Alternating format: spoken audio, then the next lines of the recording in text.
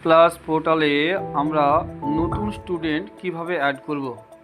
আমরা এর আগে জেনেছি যে আমরা শুধুমাত্র প্রাইমারি এবং ক্লাস 1 এই দুটো ক্লাসের স্টুডেন্টকে নিউ এন্ট্রি করতে পারবো। বাকি ক্লাস 2 থেকে 12 পর্যন্ত আমরা করতে পারবো না, সেটা এসআই অফিসের সাহায্য নিয়ে করতে হবে।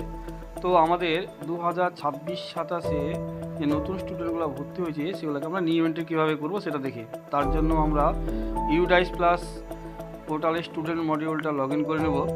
লগ ইন করে নেওয়ার পর আমরা 2026-27 যে কারেন্ট অ্যাকাডেমিক ইয়ার, এই কারেন্ট অ্যাকাডেমিক ইয়ারে আমরা ঢুকবো। তো কারেন্ট অ্যাকাডেমিক ইয়ারে ঢোকার পর আমরা যে ইন্টারফেসটা দেখতে পাই সেটা এরকম, যেখানে আমাদের একদম ডান দিকে দেখতে পাওয়া যায় যে কোন ক্লাসে কতগুলো স্টুডেন্ট আছে সেটা দেখতে পাওয়া যায়। দেখুন, ক্লাস প্রথমে আছে ইউকেজি, কেজি, PP1, মানে পিপি ক্লাস 1, 2, 3, 4, 5 পর্যন্ত রয়েছে। তো আমরা পিপির একটা স্টুডেন্টকে নিউ এন্ট্রি করব, তো বা 1-এ নিউ এন্ট্রি করব। তো যে ক্লাসে এন্ট্রি করো না কেন সেই ক্লাসে আমাদের যে ক্লাসটা দেখতে পাওয়া যাচ্ছে এই ক্লাসে আমাদের এই মনে করুন আমরা এই পিপি এন্ট্রি করব। তাহলে এই পিপি যে আমরা এন্ট্রি করব, এই ক্লাসটা এন্ট্রি করব। পিপি এখানে স্টুডেন্ট 21টা দেখাচ্ছে, তাহলে আমরা আরেকটা এন্ট্রি করব, মানে আমাদের 22টা স্টুডেন্ট রয়েছে, তাহলে একটা নতুন এন্ট্রি করব। তার জন্য আমরা কি করব, এই ক্লাসের একদম ডান দিকে চলে যান, একদম ডান দিকে আমরা চলে যাব। ডান দিকে একদম এই যে তীর চিহ্ন যেটা দেখতে পাচ্ছি আমরা, এখানে যে তীর চিহ্নটা আছে না, এই যে তীর চিহ্নটা, এই তীর চিহ্নের উপরে আমরা ক্লিক করব।